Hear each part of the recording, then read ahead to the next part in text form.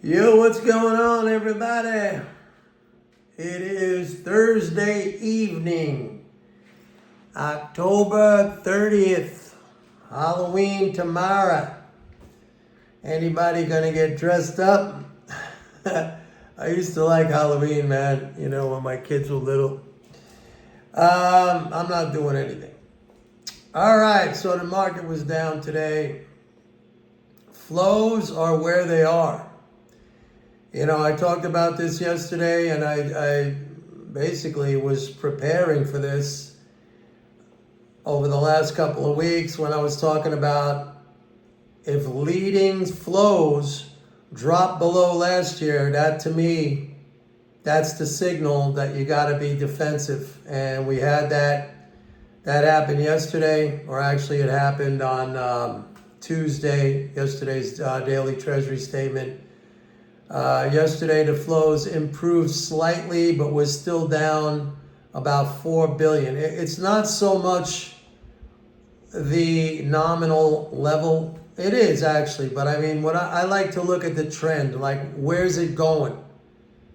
It went from a positive year over year on the leading flows. Now it's negative. And like I said, I haven't seen that probably since like 2019 or something like that. If even then. I have to go back and look at my data, but so we have that. We have net government transfers. Those are down, pretty sharply. Last week it was $62.5 billion. I suspect it's going to be probably closer to like 70, 80 billion when I do the update tomorrow in my, preparing for my report. So the market was down today. NASDAQ, Dow tried to rally, it gave it up. A couple of things I want to talk about here. Gold was up today. Don't expect that to last. If the flows are contracting or slowing down, however you want to characterize it, they're not going in the right direction. That is not a bullish condition for gold. Okay? I see where there could be some support in the 3,800 level. We're not there. We're still over 4,000. We dipped down yesterday, early this morning, low 3,900s. I'm pretty sure we'll get down there again. I mean, if it gets down in the mid to low 3,800s, that's worth taking a shot, especially if the government shutdown gets resolved. If the government shutdown gets resolved, pay attention to what I'm saying here. If the government shutdown gets resolved, then I think we could be a little bit optimistic that these flows will pick back up again. So, but we need to have that happen. The other thing that's going on, is reserve balances in the banking system. Reserve balances at Federal Reserve banks, they're now down to a 63-month low, 2.8 something trillion. They dropped 101 billion in the week ending yesterday. That was October 29th. And the last 3 weeks, they dropped 209.4 billion. So that's something, we got to talk about. Because for a couple of reasons. Number one, this is related to the tariffs. All right. It's also, people might say it's because of Fed QT, right? I've been over the T part. It's not tightening at all. It's a recomposition of financial assets in the economy. It's an exchange of reserves for government securities, which are the highest level collateral that earns more money than reserves. So it's not a tightening, all right? But this is the tariffs. The tariffs are draining. That's how come we have a $62.5 billion drop in net government transfers. I mean, those would have been transfers that would have added to the balances of the non-government. Now, they're being sucked away by the tariffs. So, I mean, this is a very interesting situation because a couple of things. First of all, I just find it fascinating because this actually, the government should be spending more to offset this, or at least should be returning that bounty tariff income. It should return it back to the economy in some way, maybe checks to people, tax cuts, whatever, but it's not doing that. So this drain on reserves. Now, what happens as a result of this reserve drain, you're going to see this in the data, and you're already starting to see it. I mean, I saw it in last week's H8, the banking data that's released on Friday. We'll get another release tomorrow. You're going to see a big surge in loans, okay? And that should make a lot of sense to you because why? Two reasons.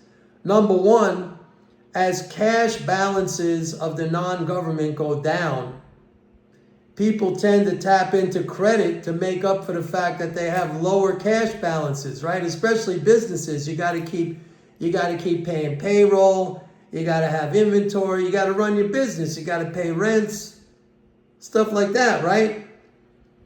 So when cash balances start to run low, the natural thing is for the banking system to kick in with higher loans. That's number one. Number two, the banking system has more lending capacity now because it has less reserves. Now, let me explain that. Some people might say, don't they lend out? No, they don't lend out the reserves. Reserves are assets that need to be capitalized, assets on bank balance sheets that need capital. And when those reserve assets go down, it literally frees up space on the bank's balance sheet to accumulate other assets, like loans, for example. So, I mean, if I was a conspiracy guy, which I'm not, I would say this is being done by design by the Trump administration. And I'm not a conspiracy guy, and I'm not saying that that's what's going on. I mean, maybe, but I'm not saying it. I'm just thinking, this would be very interesting. Like if Trump wants to cut back on the government so-called debt or budget, whatever you want to talk about, whatever you want to call it, and trigger the banking system, get the banking system to do the work now.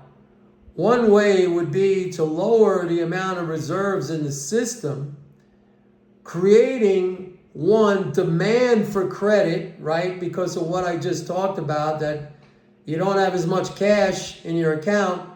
You got to keep things going. Businesses tend to tap into credit when that happens. So, that stimulates more credit demand. And number two, by bringing reserves down, you create conditions for the banks, especially the big banks, to make more loans, more money, more moolah for the banks. And, and then I'm thinking JP Morgan, Jamie Dimon's new, $3 billion new skyscraper building. I showed you guys when I was in New York, at the end of September. I was walking, I did a video. I was right across the street from it. I said, here it is. Here's the new JP Morgan Palace. So they got to make money to pay for that thing right now. Again, I'm not a conspiracy guy. So don't say Mike Norman thinks the Trump administration behind the scenes is making this happen so the banks make all the money. I own bank stocks. I always have been saying, there's some of the most attractive valuations of any stocks in the market. And now you see that conditions are in place for a very big surge in bank lending. And when banks lend, what happens? That's how they make their profits. That's how they make money, right?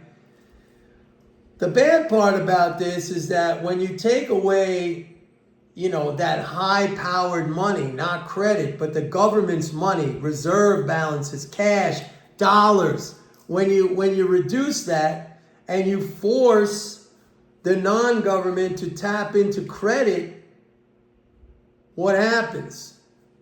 They have to take on more debt. All right? So as this persists, assuming it does persist, and it grows over time, the financial position of the non-government, because it's going to take on more debt, starts to become a little bit shakier, right? I mean, the whole thing is it's not about the nominal level of debt, it's about the ability to service the debt, right? Everybody knows that. Like if you could pay your credit cards or your debts every month, you're fine. Nobody's going to come after you, even if you have high balances. But if you can't pay, that's when you're going to be in trouble. Anyway, so that's what's going to happen. It's not so much, and you're going to hear a lot, believe me, folks, you're going to hear a lot from people about, liquidity crunch and this and that. There's plenty of reserves in the system we don't even have really a reserve requirement anymore. So it's not even like we have to worry about that. But there are plenty of reserves in the system based on, the amount of bank assets. The real thing is capital. And banks have, just looking at the number from last week, the banking data, bank residual, which is essentially capital, that's assets minus liabilities. That's literally the net worth of the banking system. That's at a record high. All right? So, very interesting situation going on. It might slow down or even, kind of preclude any sort of an economic slowdown if we have a lending boom. But again, like right now, I'm sticking with the flows. Okay, the bank lending, that's an interesting thing shaping up. It's definitely going to happen. I could tell you that unequivocally, that it's definitely going to happen. But I focus on the flows, and this is why, like I told you guys, risk assets, stocks, gold. By the way, gold was up today. It's not gonna hold on to those gains. Not with these conditions. Believe me. Silver too. Not with these conditions of dropping fiscal flows. But again, I have to say, if the government shutdown gets resolved, give me a few days, give me a week's worth of data, and this whole thing might resolve itself, might fix itself pretty quickly. All right, because that's a part of the problem right now. I mean, yes, the tariffs are definitely a part of the problem. That's been ongoing, and it's been increasing. I told you guys, $35 billion a month of drain. That's $420 billion a year annual of reduction of transfers. Net transfers. That's big, man. That's big. What was the so-called deficit, the total net government transfers in the fiscal year 2025, which just concluded on September 30th? That was like 1.6 trillion. So like you drop that by 25%. That's big. And that's just the tariffs, man. That's big. So you can see why cash balance is going down. Government needs to spend more or cut taxes.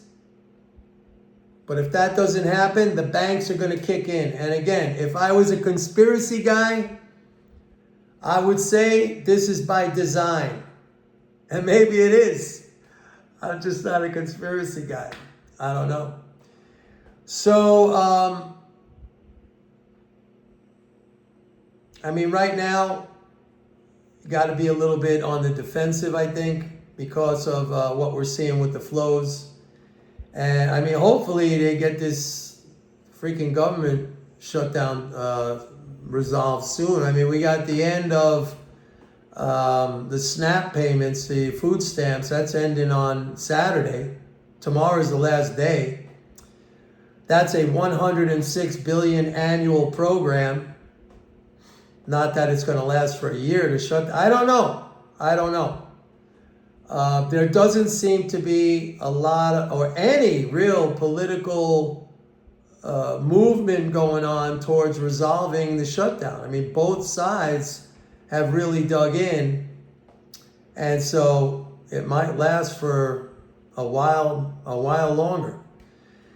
Anyway, that's it for tonight, folks. Thank you for watching my video. I appreciate it. Please like and subscribe, and don't forget to go to my website, pitbulleconomics.com. Sign up for a 30-day free trial. To MMT Trader. I send out emails all day long.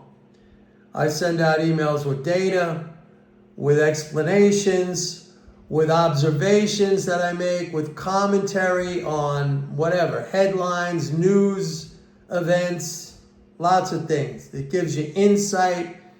It's educational. You learn stuff. We go back and forth. We talk to each other like a community. It's a whole lot of fun. So you want to be a member. All right, that's it. Thanks for watching. Please like and subscribe. Thank you. Bye.